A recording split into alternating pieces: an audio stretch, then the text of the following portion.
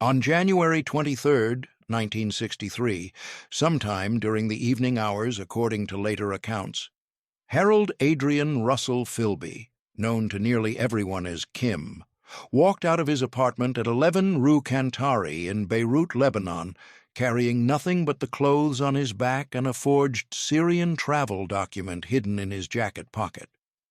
The temperature that evening was mild, around 15 degrees Celsius, with a light breeze coming off the Mediterranean Sea. Philby, 51 years old, tall and lean, with graying hair and a slight stammer that had followed him since childhood, told his third wife, Eleanor, that he would be back within a couple of hours. He said he was meeting a contact for dinner and drinks, a routine occurrence for a journalist working in the Middle East. Eleanor, an American woman he had married 4 years earlier, had no reason to doubt him. She kissed him goodbye at the door and settled in to read a book while waiting for his return. Philby never came back. Within hours, he was aboard a Soviet freighter called the Dolmatova, bound for the port of Odessa on the Black Sea. By the time Eleanor reported him missing 3 days later, after repeated failed attempts to locate him through mutual friends and colleagues, Philby was already in Moscow, beginning what would be the final 35 years of his life as a celebrated defector in the Soviet Union. The British Secret Intelligence Service, commonly known as MI6, and the American Central Intelligence Agency would spend months conducting damage assessments, trying to calculate how much classified information Philby had compromised during his 30-year career as a Soviet intelligence officer operating under deep cover within the highest echelons of Western intelligence services. The damage, according to assessments prepared during the 1960s and 1970s, with some details not declassified until decades later, was catastrophic. Philby had betrayed hundreds of intelligence operations, exposed dozens of British and American agents operating behind the Iron Curtain, and provided the Soviet Union with comprehensive insight into Western intelligence priorities, capabilities, and methods throughout the most critical period of the Cold War. Multiple sources, including former colleagues and later Soviet defectors, would confirm that Philby's intelligence had directly contributed to the deaths of numerous agents, the collapse of entire intelligence networks, and strategic advantages for Soviet planners that had shaped their responses to Western policies for decades. But the most profound damage was not operational or strategic. It was psychological. Philby had been one of them, educated at Westminster School and Trinity College, Cambridge, recruited into MI6 during World War II, trusted with positions of extraordinary responsibility, befriended by the most senior officers in British intelligence, welcomed into their clubs and homes, godfather to their children. His betrayal represented not merely the compromise of classified information, but the destruction of trust within an institution that depended entirely on the ability of officers to rely on one another's loyalty.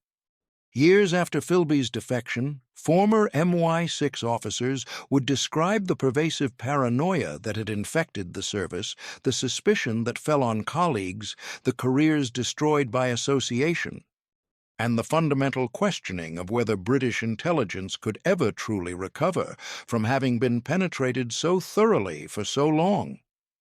Before we trace how one man's choices at Cambridge University in the 1930s led to 3 decades of betrayal and ultimately destroyed both Western intelligence networks and his own family, make sure you're subscribed to this channel and turn on notifications.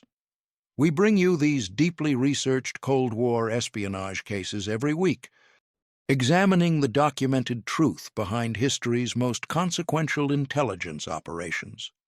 Now, let's go back to the beginning.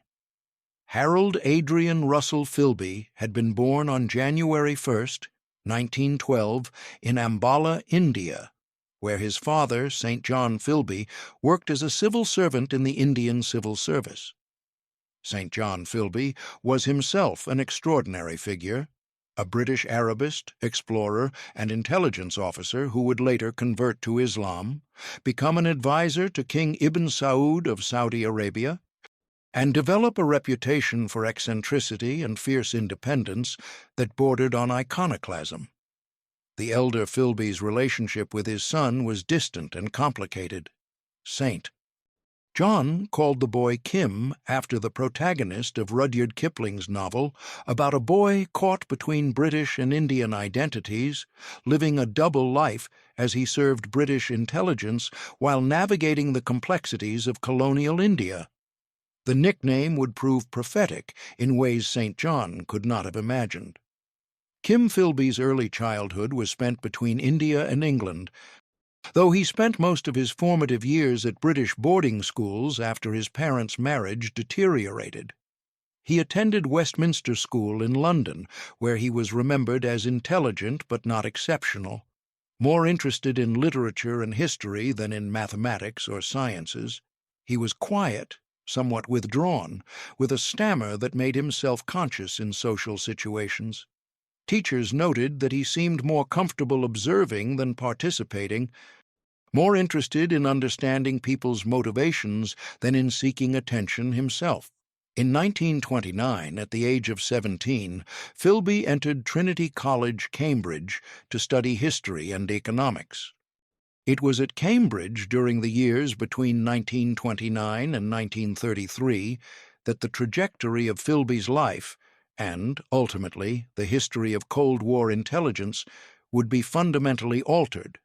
Cambridge University in the early 1930s was an intellectual hothouse of radical politics, ideological ferment, and passionate debate about the future of civilization. The Great Depression had shattered confidence in capitalism.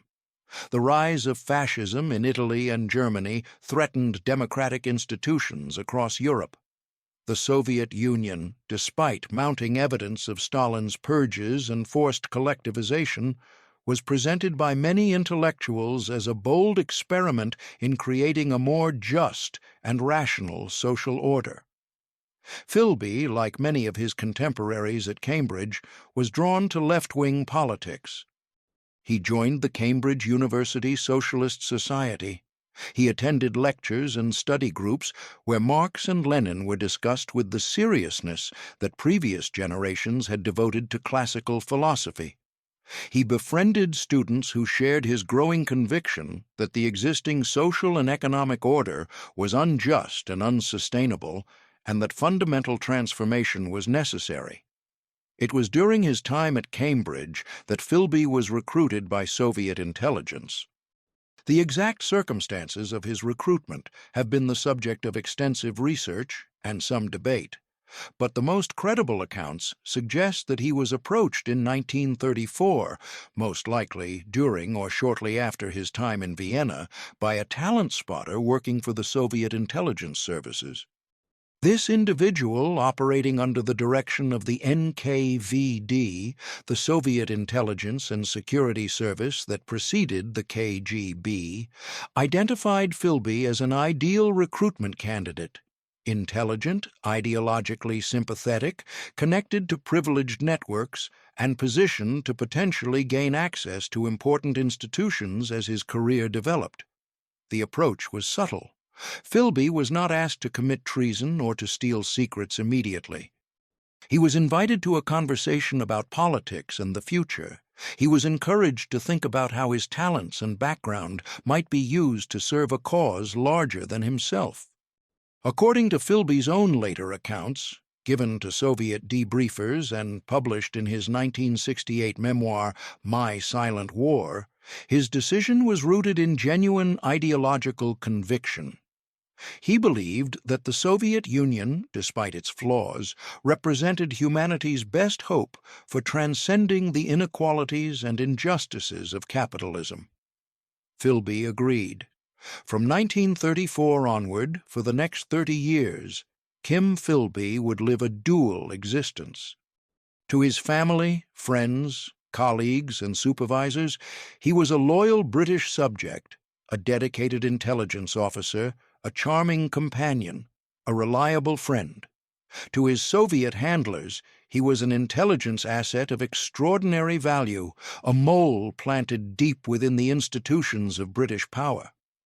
The first phase of Philby's work for Soviet intelligence involved establishing his credentials as someone whose political views were conservative and whose career path would take him into positions of influence. Following instructions from his handlers, Philby distanced himself from his openly left-wing friends at Cambridge. He began to cultivate a public persona as someone who had matured beyond youthful radicalism. In February 1934, he traveled to Vienna, ostensibly to improve his German language skills and to observe political developments in Central Europe. In Vienna, he married a young Austrian communist named Litzi Friedmann, partly out of genuine affection and partly because the marriage allowed her to escape Austria as Nazi influence grew. After returning to Britain, Philby began working as a journalist, covering the Spanish Civil War from 1937 to 1939 as a correspondent for the Times of London. His reporting from Spain enhanced his reputation as a serious journalist and provided him with credibility and connections that would prove valuable. Critically, his reporting appeared to be sympathetic to the nationalist forces led by Francisco Franco, which helped establish his public image as someone with conservative political leanings. In reality, according to later accounts, Philby was using his position in Spain to gather intelligence for Soviet handlers and to identify British volunteers fighting on the Republican side who might be recruited as future intelligence assets. When World War II began in 1939, Philby's carefully constructed public identity as a reliable conservative with journalistic experience and language skills made him an attractive candidate for British intelligence work. In 1940, he was recruited by MI6 to work in Section D, a division responsible for propaganda and sabotage operations. It was, from the Soviet perspective, an extraordinary success. Philby was now inside British intelligence, positioned to provide Moscow with insight into British operations, priorities, and capabilities. Over the next 5 years, as World War II progressed and the alliance between Britain, the United States, and the Soviet Union against Nazi Germany created complex intelligence cooperation, Philby rose steadily through the ranks of MI6. He was transferred to Section 5, which handled counterintelligence operations against enemy intelligence services. By late 1944, he had been promoted to head the newly created Section 9, which was specifically tasked with gathering intelligence on Soviet espionage activities, an assignment that placed Philby in the remarkable position of leading British efforts to counter the very intelligence service he was secretly working for. During these years, according to declassified documents and accounts from Soviet defectors who later confirmed Philby's activities, he provided his handlers with comprehensive information about British intelligence operations. He identified MI6 officers and agents. He disclosed operational plans for intelligence-gathering efforts in Eastern Europe and the Soviet Union. He provided details about cryptographic capabilities and signals intelligence operations. He warned his Soviet contacts about planned operations against Soviet intelligence networks, allowing those operations to be neutralized or turned to Soviet advantage. He was, in effect, preparing for the Cold War before it had formally begun, learning about Western intelligence capabilities and methods that would be applied against the Soviet Union once the wartime alliance ended. When the war ended in 1945 and the wartime alliance between the Western powers and the Soviet Union quickly deteriorated into Cold War confrontation, Philby's value to Soviet intelligence increased exponentially. In 1949, after several years heading Section 9 and earning a reputation as one of MI6's most capable officers, Philby was appointed to serve as the MI6 liaison officer in Washington, D.C., working with the newly created CIA and with the FBI. The posting was considered one of the most important in British intelligence. It placed Philby at the center of Anglo-American intelligence cooperation during the early Cold War, giving him access to highly classified joint operations, strategic intelligence assessments, and the most sensitive secrets of both governments. According to later damage assessments and accounts from defectors, Philby's time in Washington from 1949 to 1951 represented the period of his greatest operational impact for Soviet intelligence. He had access to information about covert operations being planned against Soviet interests around the world. He learned about defectors from Soviet intelligence services who were being debriefed by Western intelligence. He was informed about technical intelligence capabilities, including early efforts to intercept Soviet communications. He was privy to strategic assessments about Soviet military capabilities and intentions. One of the most devastating compromises Philby made during this period involved operations to insert intelligence agents into Albania, Ukraine, and the Baltic states. British and American intelligence, working together, had developed plans to parachute agents, many of them anti-communist émigrés from these regions, into Soviet-controlled territory to gather intelligence and potentially organize resistance networks. The operations were highly classified and operationally complex. Philby, with his access to planning documents and operational details, provided comprehensive information to his Soviet handlers about when and where these agents would be inserted, what their objectives were, and how they could be identified. The results were catastrophic. According to declassified documents and later testimony, nearly all of the agents who were inserted into these territories were captured or killed shortly after their arrival. In many cases, Soviet security forces were waiting for them at or near their landing sites. The operations, which had consumed significant resources and planning, were complete failures.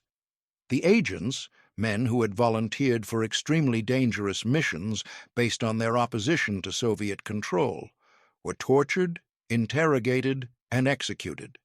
Some were used in show trials to demonstrate Western aggression against the Soviet Union. Philby's position in Washington also gave him access to information about other Western intelligence assets and operations. When Soviet intelligence officers or Soviet citizens attempted to defect to the West, bringing with them knowledge of Soviet operations, Philby was often among the first British officials to be informed. In several documented cases, he provided warning to his Soviet handlers about these defections, allowing Soviet intelligence to take countermeasures to assess what information had been compromised, and in some cases to identify and punish the families or associates of defectors who remained behind.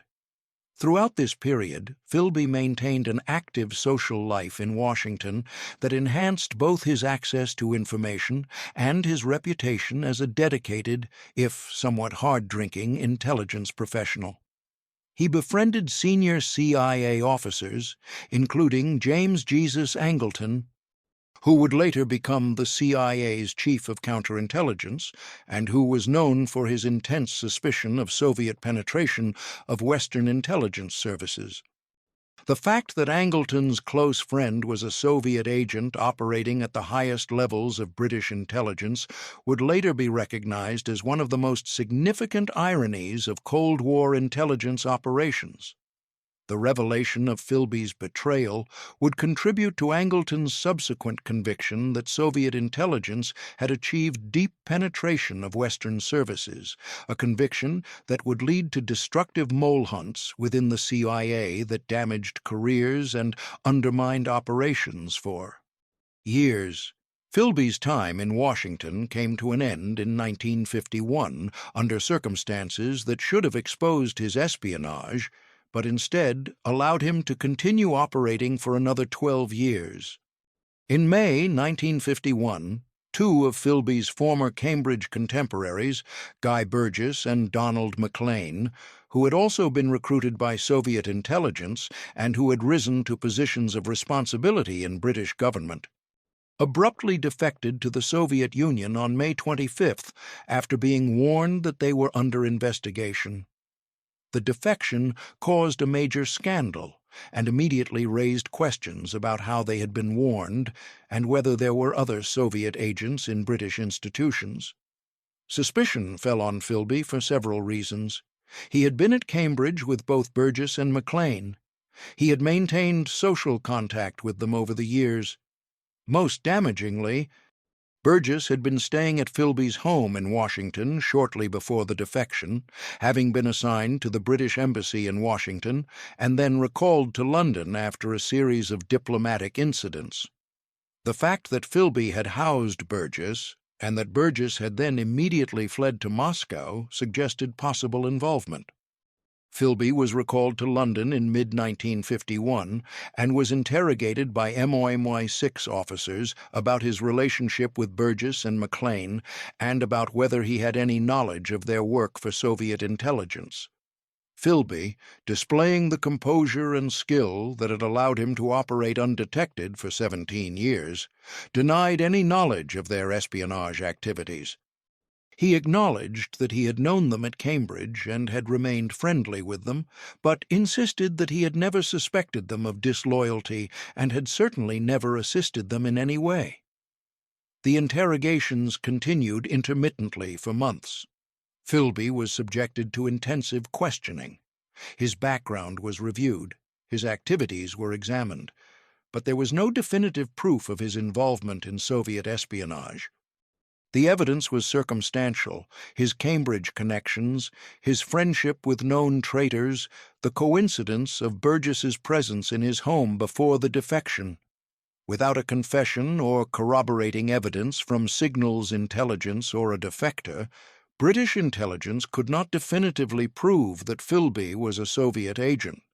Philby was asked to resign in mid-1951, though his formal separation from MI6 was not completed until 1952. He was not prosecuted or publicly exposed.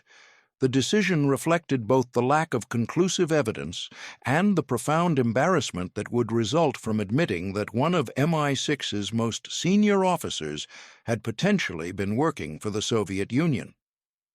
Philby received a financial settlement and quietly left the service. For the next few years, Philby lived in London in a state of professional limbo. He worked as a journalist, writing articles and cultivating contacts. He maintained friendships with former MI6 colleagues, some of whom believed he had been unfairly suspected and pushed out of the service.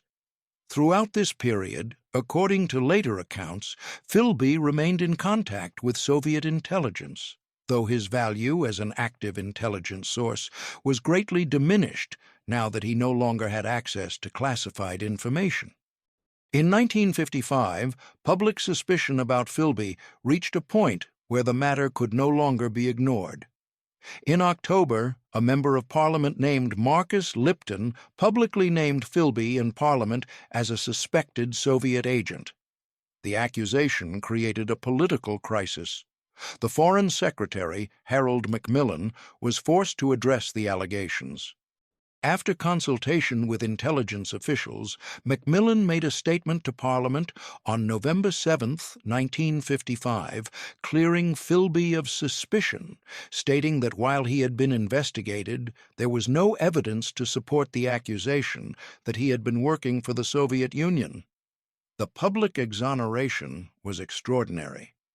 Philby, who had in fact been a Soviet intelligence officer for more than 20 years and who had caused incalculable damage to British and American intelligence operations, was officially declared innocent. He held a press conference at his mother's apartment in London, attended by journalists and former colleagues. Speaking with his characteristic stammer and appearing somewhat nervous but fundamentally composed, Philby denied ever having been a communist and stated firmly that he had never worked for Soviet intelligence. Many people believed him. Even some within MI6, who had harbored suspicions, were persuaded that perhaps they had been wrong. The public exoneration in November 1955 gave Philby what he had been denied since Burgess and McLean's defection 4 years earlier: the ability to move forward. Within months, he began rebuilding his professional life. In August 1956, he moved to Beirut, Lebanon, to work as a correspondent for The Observer and The Economist. Beirut, in the late 1950s and early 1960s, was a center of Middle Eastern intrigue, a city where intelligence officers from multiple countries operated under various covers, where information was traded, and where journalists and spies often occupied overlapping roles. Philby established himself as a knowledgeable observer of Middle Eastern politics and developed sources among diplomats, politicians, and intelligence officers. What was not publicly known at the time, but what has since been confirmed through declassified documents, was that Philby had also resumed working for MI6 on a contract basis. Despite the suspicions that had surrounded him, despite his forced resignation, despite the circumstances of the Burgess and McLean defection, British intelligence recruited Philby to provide information and analysis from Beirut. The decision reflected a combination of factors: Philby's undeniable knowledge of the region, his established contacts, and the culture of an institution where personal relationships often overrode rigorous security protocols. From 1956 until 1963, Philby lived in Beirut, working as a journalist, occasionally providing information to MI6, drinking heavily, and maintaining contact with his Soviet handlers when circumstances permitted. In 1959, he married Eleanor Brewer, an American woman who had previously been married to a New York Times correspondent. According to Eleanor's later memoir, published after Philby's defection, their marriage was initially happy. Philby could be charming, intelligent, and engaging. He was well-read, enjoyed good conversation, and was popular among the expatriate community in Beirut. He also drank to excess, suffered from depression, and was increasingly haunted by the knowledge of what he had done and the recognition that discovery was likely inevitable. The beginning of the end came in December 1961 when a KGB officer named Anatoly Golitsyn defected to the United States and began providing information to CIA and FBI debriefers. Golitsyn's information was fragmented and sometimes contradictory, but among the details he provided were clues that confirmed suspicions that there had been a high-level Soviet penetration of British intelligence. Golitsyn could not identify Philby by name, but the information he provided, combined with previous circumstantial evidence and the pattern of compromised operations, led investigators back to Philby. In late 1962, MI6 dispatched an officer named Nicholas Elliott to Beirut to confront Philby. Elliott had known Philby for more than 20 years. They had worked together during World War II. They had been friends. Elliott had been among those who had believed Philby was innocent when suspicions first arose after the Burgess and McLean defection. Now, armed with new information from Golitsyn and a growing body of circumstantial evidence that had been re-examined, Elliott traveled to Beirut to conduct what would essentially be a final interrogation. The confrontation occurred on January 11th or 12th, 1963, according to Elliott's later accounts, in Philby's apartment in Beirut. The conversation lasted several hours. Elliott presented the evidence. He described the pattern of operations that had been compromised. He explained the information from Golitsyn. He told Philby that British intelligence now knew he had been working for the Soviet Union and that it was time for him to confess. Philby, according to Elliott's memoir and debriefing reports, initially attempted to maintain his denials, but the weight of the evidence, and perhaps the relief of finally ending the deception, led him to acknowledge the truth. He admitted that he had been recruited by Soviet intelligence at Cambridge. He confirmed that he had provided information throughout his career in MI6. He suggested that he might be willing to cooperate with British intelligence to provide a full account of his activities in exchange for immunity from prosecution. Elliot returned to London to report on the conversation and to receive instructions on how to proceed. The decision was made to conduct a more formal debriefing of Philby to extract as much information as possible about what he had compromised and who else might have been involved in Soviet espionage networks. Elliot planned to return to Beirut on January 23rd to begin this debriefing process. But Philby, during the days between Elliot's first visit and his planned return, had made his own decision.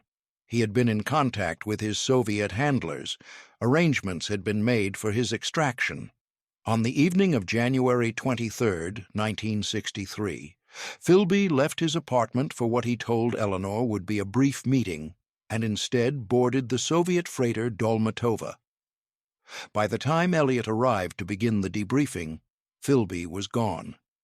The defection was not made public immediately. British intelligence hoped to keep it quiet, both to avoid the embarrassment and to preserve the possibility that Philby might still return, or that some arrangement might be reached. But in July 1963, after months of press speculation and leaks, the British government confirmed that Philby had defected to the Soviet Union and that he had indeed been a Soviet intelligence officer throughout his career in MI6. The public revelation was a disaster for British intelligence. It confirmed that one of the most trusted officers in MI6, someone who had held positions of extraordinary responsibility and who had been privy to the most sensitive Anglo-American intelligence operations, had been a Soviet spy for 3 decades. It raised profound questions about how such a penetration had been possible, about whether there were other undetected Soviet agents in British institutions, about the competence of British counterintelligence, and about whether Britain could be trusted as an intelligence partner by the United States and other allies. Within MI6 and the broader British intelligence community, the impact of Philby's betrayal created a crisis of confidence that would persist for decades. Intensive investigations were launched to identify anyone else who might have been working with Philby or who might have been recruited by Soviet intelligence. Former officers were interrogated. Careers were destroyed by suspicion. Officers began to question colleagues they had trusted for years. The paranoia generated by Philby's betrayal would lead to destructive mole hunts that damaged the effectiveness of British and American counterintelligence operations, even as they were intended to protect them. The damage assessment conducted by British and American intelligence attempted to catalog what Philby had compromised. The full extent would never be completely known because much of what Philby had provided to Soviet intelligence was never documented in ways that could be recovered. But the partial accounting was devastating. The Albanian and Baltic operations had been compromised, resulting in the deaths of dozens of agents. Intelligence operations against Soviet targets across Europe and the Middle East had been neutralized. Technical intelligence capabilities had been revealed. Strategic assessments had been disclosed. The identities of intelligence officers and agents had been exposed. For Eleanor Philby, who had been left behind in Beirut when her husband defected, the aftermath was profoundly traumatic. She had been married to Philby for 4 years and had, by all accounts, genuinely loved him and believed in the life they were building together. The discovery that he had been a Soviet spy, that he had lied to her throughout their relationship, and that he had abandoned her without warning, shattered her understanding of reality. Eleanor eventually traveled to Moscow in 1964 to see Philby, attempting to understand what had happened and whether their marriage might continue. The visit was brief and painful. The relationship could not survive the weight of betrayal and the vast ideological gulf that now separated them. Eleanor returned to the United States, where she struggled with alcoholism and the psychological trauma of having been married to one of history's most notorious traitors. She died in 1968 at approximately 53 years old, her life having been shortened by the consequences of her husband's choices. Philby's previous marriages had also ended in destruction. His first wife, Litzy Friedman, whom he had married in Vienna in February 1934, had been a committed communist who had facilitated his initial recruitment by Soviet intelligence. They had divorced in 1946, partly to eliminate a potential security liability as Philby's career in MI6 advanced. Litzy lived out her life in East Germany, maintaining her communist convictions until her death. Philby's second wife, Aileen Furse, whom he had married in 1946, and with whom he had 5 children, had suffered from mental health problems that were almost certainly exacerbated by the stress of being married to someone living a secret life of deception. She had died in December 1957 of heart failure and tuberculosis, though some accounts suggest her death may have been hastened by excessive drinking and the psychological strain of her marriage. The children from Philby's second marriage, Josephine, John, Dudley Thomas, Miranda, and Harry George, who died in infancy, grew up with a father who was often absent, emotionally distant, and whose subsequent defection created profound challenges for their sense of identity and belonging. According to later interviews with family members and published memoirs, several of the children struggled with substance abuse, mental health issues, and the burden of carrying a name associated with one of the most damaging intelligence betrayals in British history.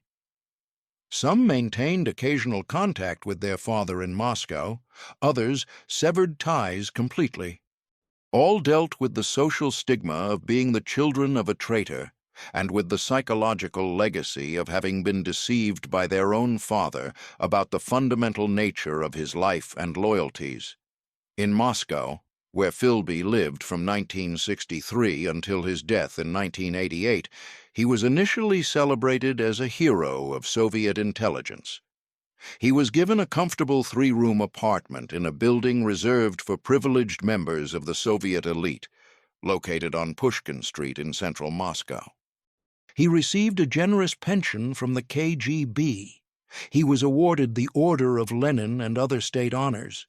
He was consulted by KGB officers about Western intelligence operations and methods. Soviet officials presented him to the world as living proof of the superiority of Soviet ideology and the success of Soviet intelligence in penetrating the highest levels of Western power. But Philby's life in Moscow, according to journalists who visited him and KGB archives declassified in the 1990s, was also marked by profound isolation, alcoholism, and what appeared to be increasing doubt about whether the cause he had served had been worth the price he and others had paid. He was never entirely trusted by Soviet intelligence. The KGB remained perpetually suspicious that he might be a triple agent, still secretly loyal to British intelligence and capable of feeding disinformation to his Soviet handlers. He was never given any operational role beyond occasional consultations and was essentially kept as a trophy, a symbol of Soviet intelligence's greatest Cold War triumph, but also a potential security risk who could never be fully integrated into Soviet society or Soviet intelligence operations. In 1971, Philby married for the 4th time to a Russian woman named Rufina Ivanovna Pukova, who was 20 years his junior. The marriage provided some stability and companionship, but Philby's daily life remained circumscribed. He spent his days reading, drinking, and occasionally receiving visits from Western journalists or former colleagues who were curious about the legendary traitor living in Moscow. He worked on his memoir, which was published in 1968 under the title My Silent War, in which he defended his espionage as motivated by sincere ideological conviction and presented himself as someone who had served a higher cause than narrow nationalism. Former colleagues and journalists who visited Philby in Moscow during his later years described a man who seemed increasingly haunted by his choices. Graham Greene, the novelist and former MI6 officer who had known Philby and who visited him in Moscow, wrote that Philby defended his actions when challenged, but also drank heavily and spoke with evident pain about the personal costs of his decisions. Malcolm Muggeridge, another journalist who had known Philby, described him as someone who had achieved everything he had sought: recognition from the Soviet Union, escape from prosecution, vindication of his ideological convictions, and yet seemed profoundly unhappy. During the 1970s and early 1980s, as the Soviet Union entered its period of stagnation under Brezhnev and then the brief tenures of Andropov and Chernenko, Philby's status as a celebrated defector gradually diminished. Younger KGB officers had little personal connection to the Cold War battles of the 1940s and 1950s. The operations Philby had compromised belonged to history. His consultations became less frequent. He spent more time alone in his apartment, reading British newspapers that arrived weeks late, listening to BBC radio broadcasts, and drinking vodka. Guy Burgess, who had defected in 1951 and who had been Philby's contemporary at Cambridge and his housemate in Washington, lived in Moscow until his death in 1963, shortly after Philby's arrival. Donald McLean, the other Cambridge spy who had defected with Burgess in 1951, lived in Moscow until his death in 1983. According to accounts from those who knew them, both men struggled with alcoholism and depression, feeling isolated in Soviet society despite their privileged status. Philby maintained contact with McLean during the years they overlapped in Moscow, but their relationship was reportedly strained by mutual disappointment in how their lives had turned out. Another prominent British defector, George Blake, who had been an MI6 officer and Soviet agent and who escaped from British prison and fled to Moscow in 1966, became a closer acquaintance of Philby's.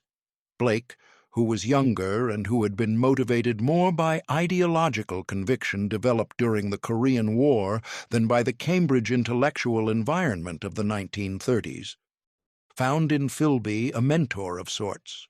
But even Blake would later write in his memoirs that Philby seemed a tragic figure, someone who had sacrificed everything for a cause that, by the 1970s and 1980s, was clearly failing to live up to its promises.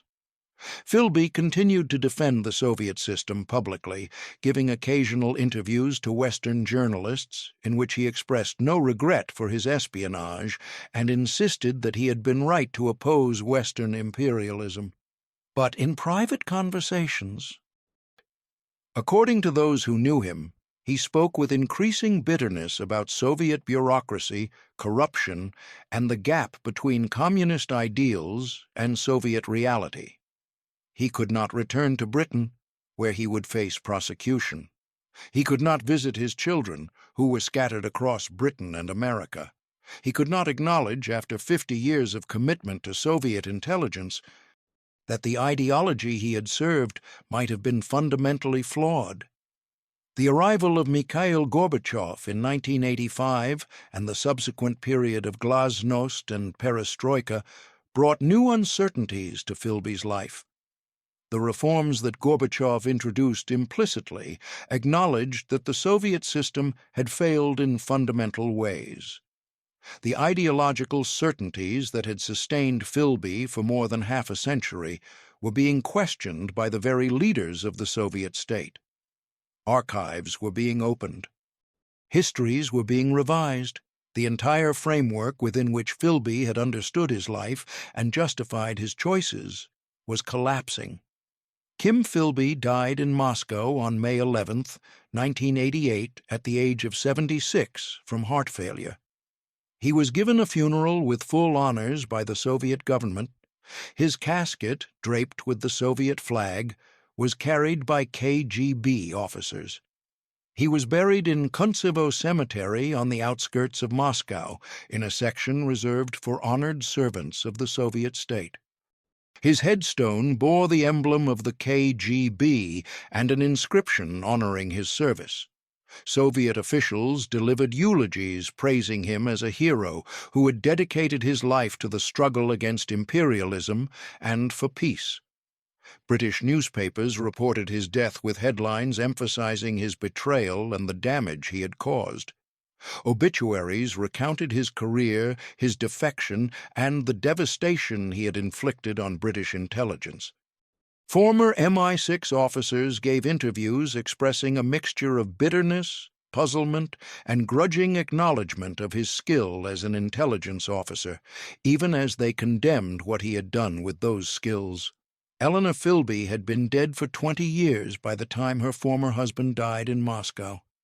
Aileen Philby had been dead for more than 30 years. The children from his second marriage were scattered across the world, most of them having built lives as separate as possible from their father's legacy. Some attended his funeral in Moscow, others did not. According to those who were present, the ceremony was formal and cold, with little genuine emotion beyond the official rhetoric. The question of what Philby's espionage actually accomplished remained difficult to answer even after his death. Soviet officials claimed that his intelligence had been invaluable, that it had prevented Western provocations and contributed to strategic stability during the Cold War. Western intelligence analysts argued that most of the information Philby provided had been tactical rather than strategic, that it had caused operational failures and the deaths of individual agents, but had not fundamentally altered the balance of power or the course of the Cold War. What was beyond dispute was the human cost. The agents sent into Albania, Ukraine, and the Baltic states based on operations that Philby had compromised were dead, men who had volunteered for dangerous missions and who had been betrayed before they ever had a chance to accomplish their objectives. The families of those agents had spent decades not knowing what had happened to their loved ones. The colleagues and friends who had trusted Philby had been forced to live with the knowledge that they had been deceived for years. The intelligence services that had employed him had been forced to rebuild their security cultures from the ground up. The broader context of the Philby case was the Cambridge spy ring, a network of Soviet intelligence assets recruited from Cambridge University in the 1930s that included, in addition to Philby, Guy Burgess, Donald MacLean, Anthony Blunt, and John Cairncross. Each of these men penetrated important British institutions. Burgess worked in the Foreign Office and BBC. MacLean served in the Foreign Office with access to highly classified atomic energy information and diplomatic communications.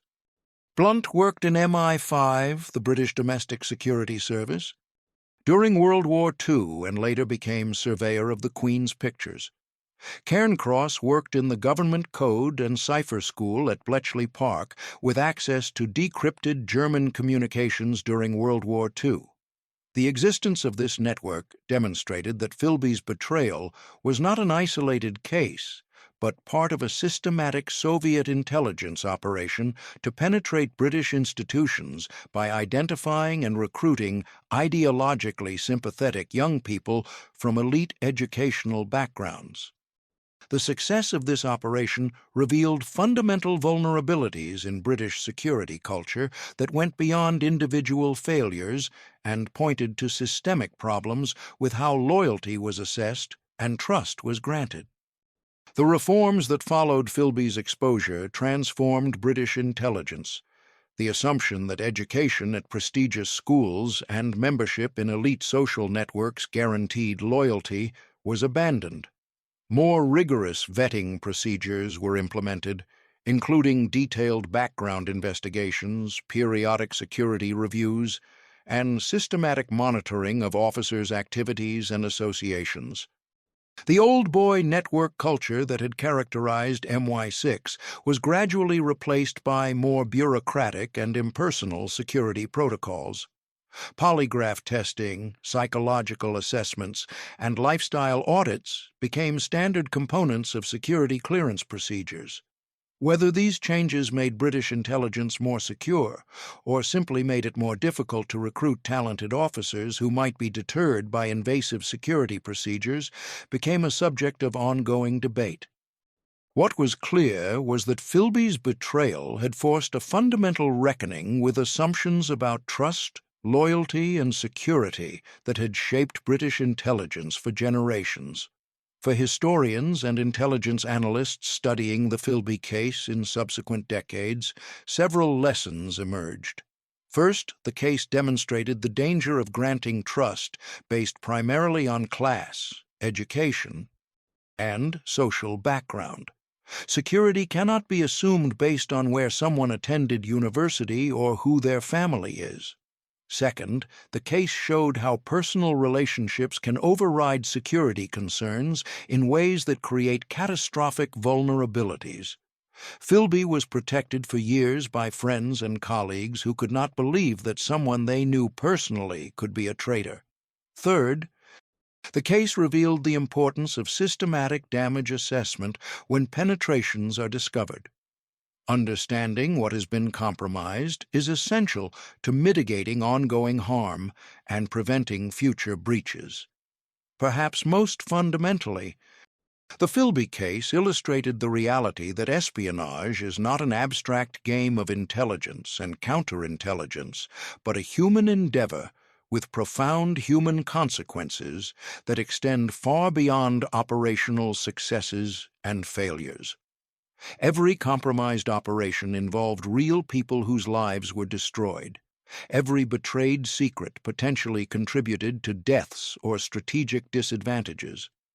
Every intelligence officer living a double life damaged relationships with family, friends, and colleagues who trusted them.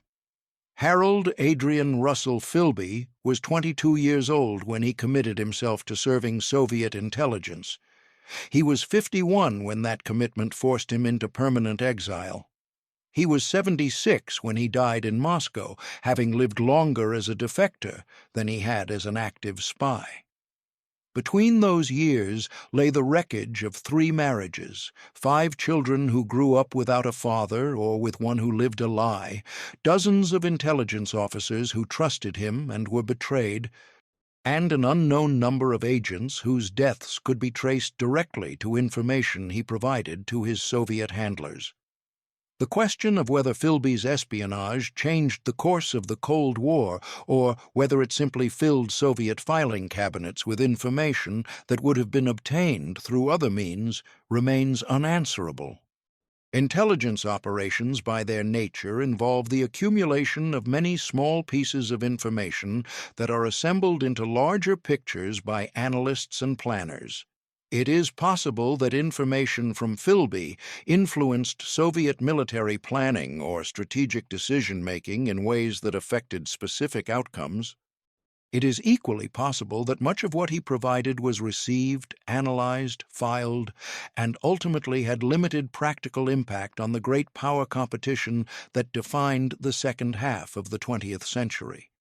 What is certain is the human cost, which extended in ripples far beyond the operational failures and strategic compromises that preoccupied the damage assessors and counterintelligence investigators.